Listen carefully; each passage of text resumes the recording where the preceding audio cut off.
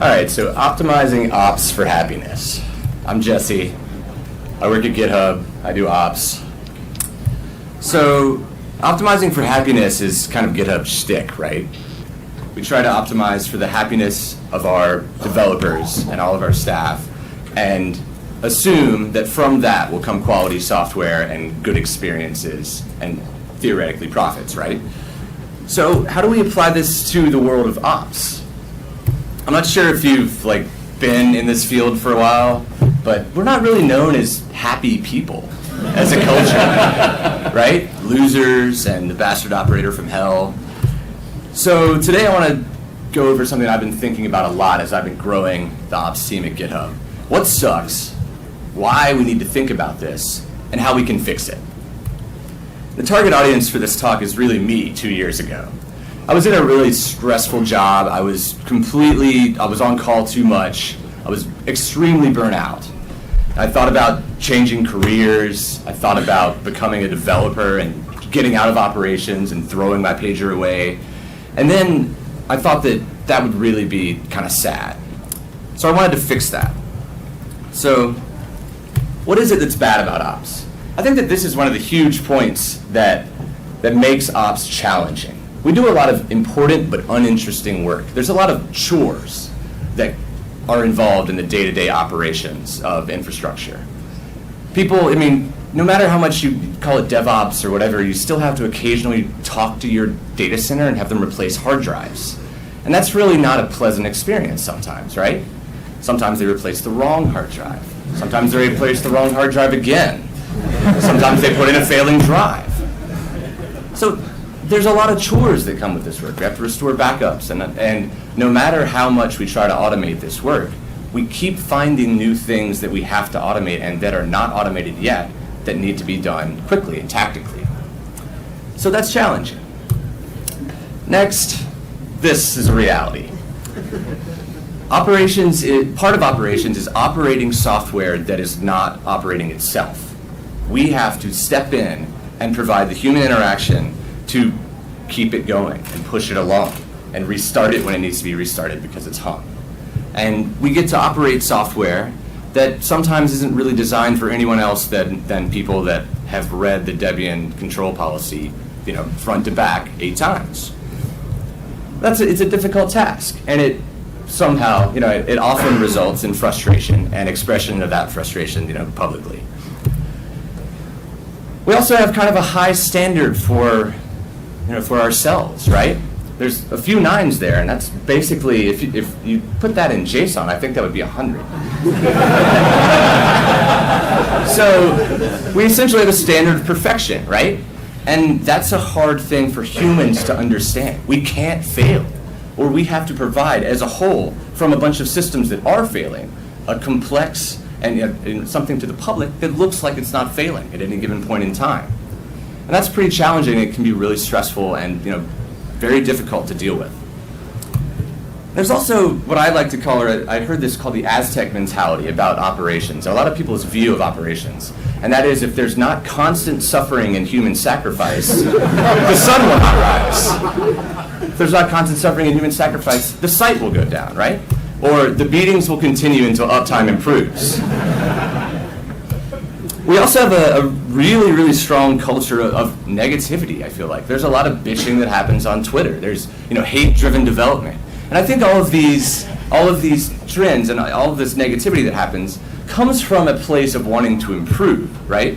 But I think that the negativity that's really prevalent in our community is something that's kind of dangerous and it's kind of self-reinforcing. So monitoring sucks, this is why we're all here today, right? But I think that monitoring sucking is only a certain part of it. I think that that's not really the important part. I think that what sucks is being on call and being on the other end of the monitoring systems. I rather like to know when things are up or down. I just don't want to wake up and have to deal with them. So I'd like to understand, what the group here actually has to deal with in terms of on-call. So if you're a part of the pager rotation that's, that gets alerts of any sort, right? Will you raise your hand, please? So, okay, sorry, keep them up. I'm gonna go through a little thing here. So if you have more than a month break between your on-call shifts, you can put your hand down. So if you have more than maybe 2 weeks of a break between your on-call shifts, put your hand down. If you have more than a week between your shifts. If you have more than 2 days between your shifts, put your hand down. A day? All right, these people need a beer right now. Seriously. And then how long are your shifts? Let's do this again. Hands up if you're on call. If your shifts, okay, so how does this work? If your shifts are less than 12 hours, put your hands down. If your shifts are less than a day or less, put your hands down. 2 days. A week. Yeah. A month. Yeah. The duration of your life. All right. This man needs a beer, and he probably needs to quit his job. The thing that really was a source of my frustration about the on-call duration and the real pain of how often I was on calls, I started investigating using an outsourcing firm for level 1 support and realized that they use 5 people to provide coverage for 24/7. And I was one of 3. I realized that that really sucked. That's not okay. So on the other end, part of being on call is actually responding to these incidents, right? And as we've all talked about today, there's a lot of workflows that aren't really optimized for humans in that flow. And I'm going to cover one of them that particularly frustrates me right now. So say, I've got my monitoring socks on, and I'm interneting, right? Sitting there on the console, interneting. And this happens. So the first thing I do is I look away from the console. I look out of the cockpit, if you were. So then I slide, and then I tap, then I tap the smaller button, and then I tap to confirm that I tapped the button. And I tap to acknowledge that I confirm that I tapped the button. And then at this point, this is all I know, right? And I'm still looking at my phone. So this happens, right? And then when I'm done with this, 30 seconds later, literally 30 seconds after I got the alert, I get back to internet, right? I'm back at the console ready to fix the alert. And I still only know aux1, HTTP is critical. That's all I got. And I would venture to say that that's not a significant improvement over Nagios' emails to a BlackBerry that included such things as the service output. And these alerts often have amazing timing. We all know. This is the worst incident that has happened in GitHub's history. And this happened on Saturday, December 22nd, when I was on the first significant vacation I had taken in years. And that day also happened to be my wife's birthday. It was a significant milestone that she likes to call her 8th annual 22nd birthday. And that was pretty amazing timing. And GitHub has been going through some DDoS attacks. They've been sustained for a while, and the most recent evolution of this attack happened on Friday night when I was at dinner with my wife before a week on business. It's amazing how that works out, isn't it? And then this is my, I guess I would say favorite, but it's really my least favorite of these. The chief architect of Netflix, Mr. No-Ops himself, was tweeting on Christmas Eve about a sustained AWS outage. That really kind of sucks that, like, he's one of the people that has worked in this field for a long time and has really championed some of the best things that we have. And some things I agree with, some things I don't agree with. But that sucks. That's what he was doing on Christmas Eve. But it's not all bad, right? We do what we do for a reason. And I'd like to think that we're a really, really amazing group of people. I love this community a lot. And we do what we do because we're motivated to do so, right? We really like that we can tactically acquire and apply knowledge about known and unknown complex systems faster than anybody else. That's pretty cool. And I think that we all like to, we really live and die by the uptime of the services that we provide. Like, I really enjoy the fact that the quality of my work influences how fast and how available GitHub is for you. And I really enjoy the fact that if I work harder, it gets better. That's pretty neat. So really, there's no need to be upset about all this. We just need to think about how we can improve how it affects us and how it affects our lives. So why? Like, why is this important? I think that we don't often talk about the physical, social, and emotional tolls that this actually takes on us, right? So personally, in my old job, when I was really stressed out and it was a shitty week, my dandruff would flare up. I gained a lot of weight in my old job. When I left, I dropped 25 pounds. A friend of mine just related a story where he'd been diagnosed with TMJ that he directly attributes to stress at his computer when he's on call. He clenches his jaw.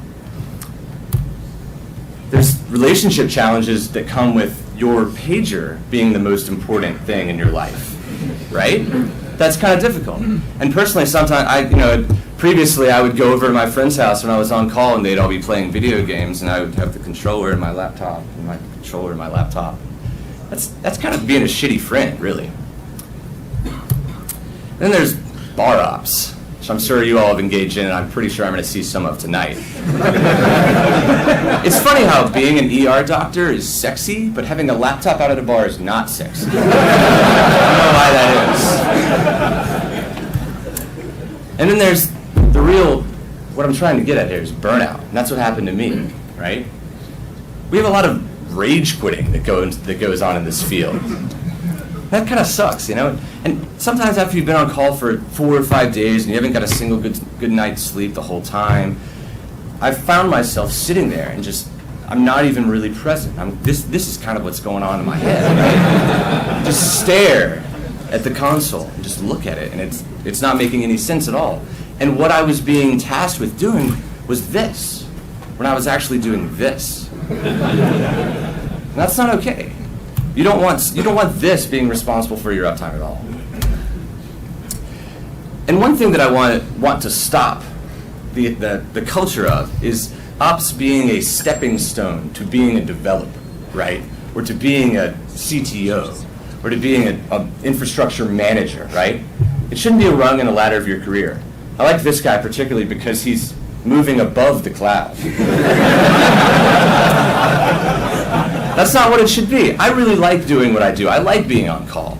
And I think I'd really like to do that for a long time. I'd like to make it awesome.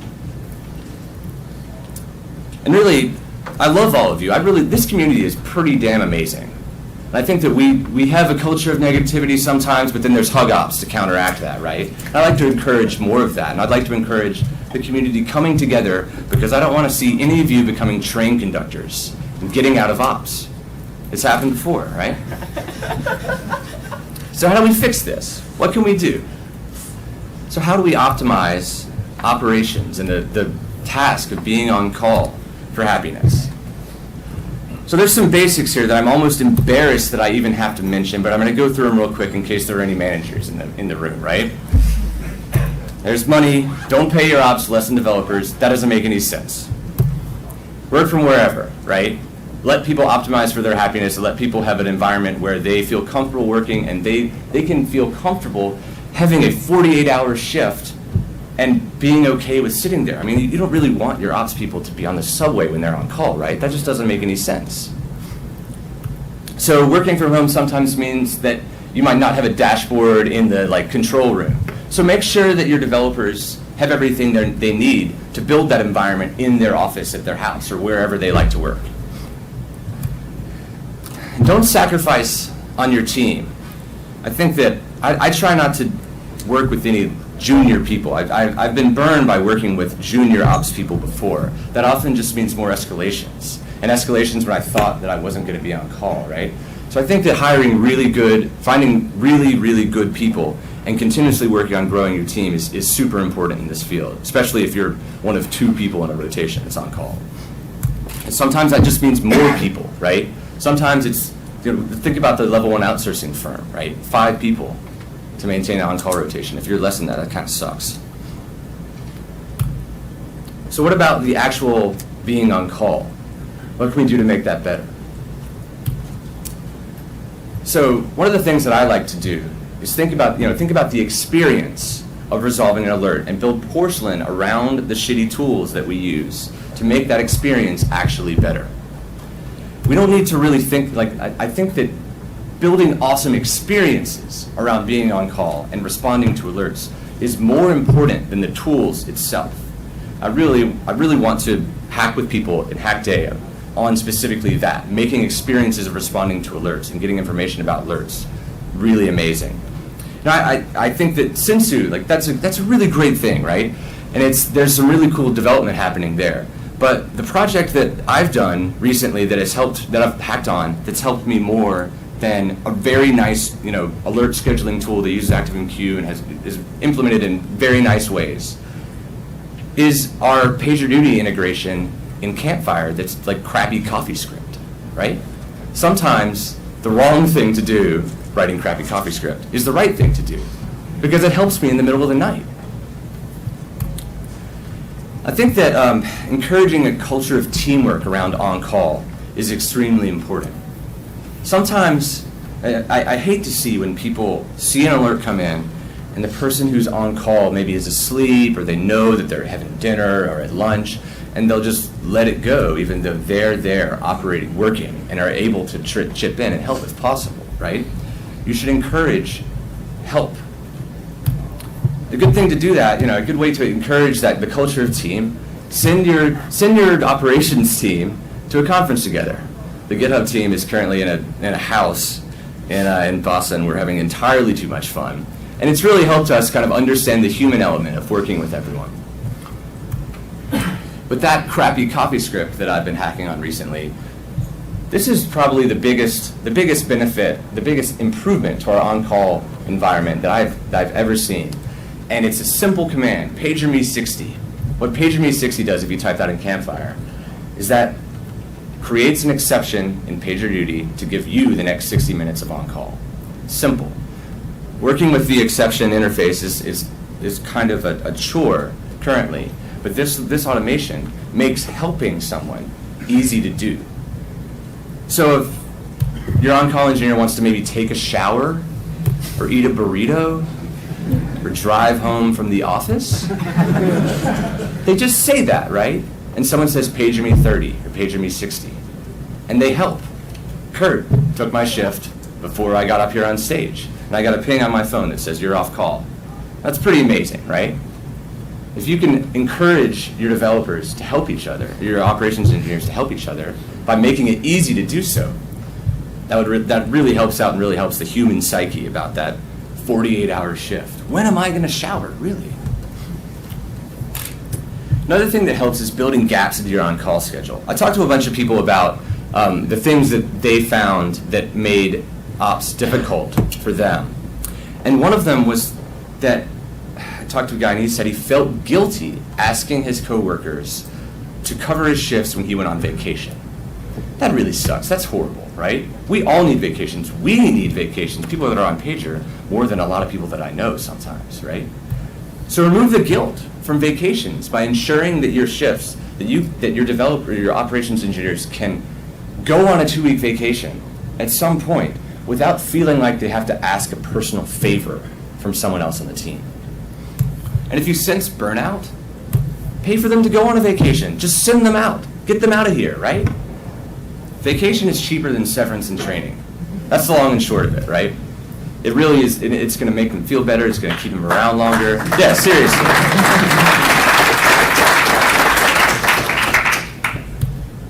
And do what you can to destroy silos of information, because that's another reason that people don't go on vacation. They feel like I'm the only guy that knows how to deal with the database failure, so I don't know. I'm gonna take my phone. It'll be okay. I'll pay for the data plan. Make sure that those silos of information are gone, and do everything that you can to destroy them. And a really good way to do that is to aggressively do shift handoffs. We've been trying to do that at GitHub by pushing all of our Nagios alerts, automatically create a GitHub issue assigned with them, assigned to the person who is on call during that shift, right? So at the end of your shift, you have in a GitHub repo a bunch of issues assigned to you. And you can go through and see which ones have been resolved. And then you can go through and have that as a summary of what you're going to describe to the person who's on call next. And catch up on, spend the day after your shift. Maybe you write a quick handoff when you're actually off, but then sleep. And then the day after your shift, write a nice, long handoff and help people understand the complexities of the problems that you saw that you were able to see because you were in it, and they might not understand from the transcripts.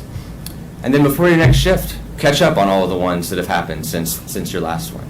You'll be better prepared, and those silos of information will disappear as people actually elaborate on what they're doing to respond to incidents. So making incident response better. I'm particularly interested in this. What we're asked to do when we're responding to incidents is be an expert on everything 1 minute after we wake up, right? There's more than once I've woken up from an alert and just had the mental state of still being asleep for a minute. I had to kind of calm myself down before I could even process anything, right? When you wake up and you get an alert, this happens. I think that one way we can deal with the frustration that I described earlier about having distracting the engineer from alerts when they get a page is to push alerts directly into the field of vision, if possible. Push them into IRC. And don't just push them into IRC.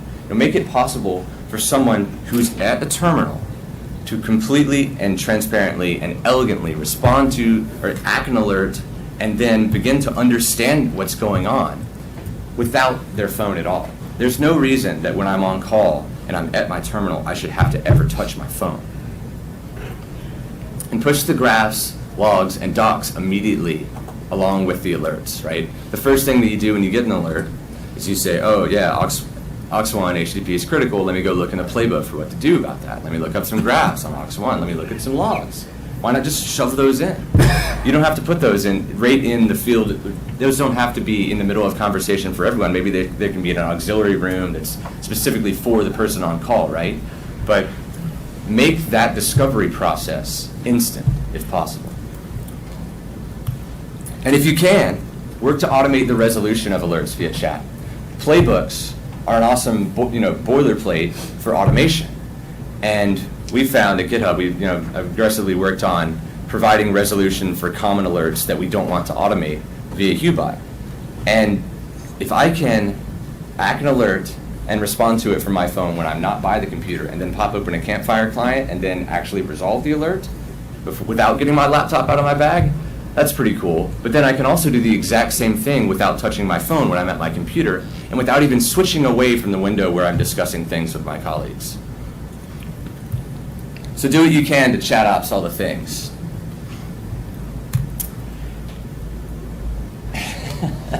The gorilla gets me every time. One of our HuBot scripts, call me gorilla.coffee. If someone says upset, this disappears. I think there's really something important about that. Like in a remote environment, sometimes you don't see the human element of working with people, right? And you see them kind of raging in Campfire or in IRC about what's wrong. You see them responding to alerts and acknowledging things and responding to them. And sometimes it's nice to, if you see someone responding to an alert, you can see they're frustrated, just give them the gorilla. Or just give them something, right? Encourage them. I think positive feedback is something that we don't do enough of. Emoji are kind of all in GitHub right now. They're all over the place. They're all in our Campfire stuff. We just added support to it to the website. And I kind of have a rule for myself about positive and negative feedback. If I see a pull request, I'm reviewing code, going through email on my phone. If I review code, maybe some Puppet changes. If they look good, I'll likely respond to them with a lot of these things from my phone real quickly. There's no reason not to give positive feedback. If you think it's good, tell someone. If you have a bunch of hearts, even if you don't see that guy for 6 months, you'll feel better about it next time you see them. But if there's negative feedback or positive, constructive criticism you want to give, don't send that from your phone. It's insulting. People think that you're just sending it something negative real quick off the cuff. Wait until you can write a longer constructive criticism when you're at your terminal and give people what they really need to see. Sometimes you need to take control of your own happiness, though. Sometimes it's good to speak up and say that on-call is maybe too much, or you're burnt out, or that you need a vacation. I think that sometimes we, as operations engineers, don't do that enough.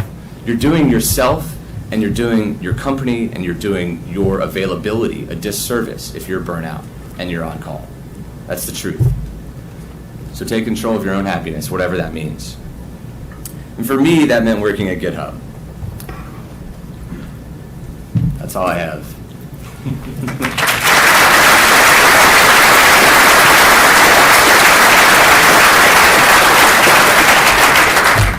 Thanks, everyone.